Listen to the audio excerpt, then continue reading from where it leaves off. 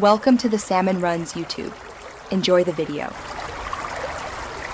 You start by verifying Final Cut Pro X version and that the library can access the media. This matters because camera clips rely on preserved metadata. Once done, open the affected library and select the event with missing camera column. Now make sure the original media is mounted where FCPX expects it. If not, relink by selecting clips and choosing File Relink Files. You do this first to restore camera tags before deeper repairs.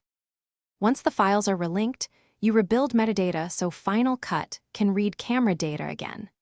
You select the library, then choose File Library Properties and click Modify Settings if needed, then disable and re-enable background render to force a metadata refresh.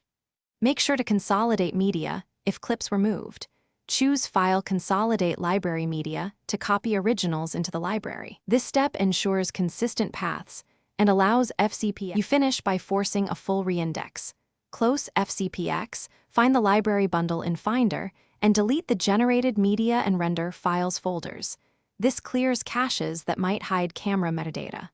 Then reopen Final Cut Pro X and let the library rescan. You should see camera data reappear in the browser and inspector. If you don't, restore the library from a backup made before the issue. This single troubleshooting tip usually recovers intact camera metadata when relinking and consolidation fail.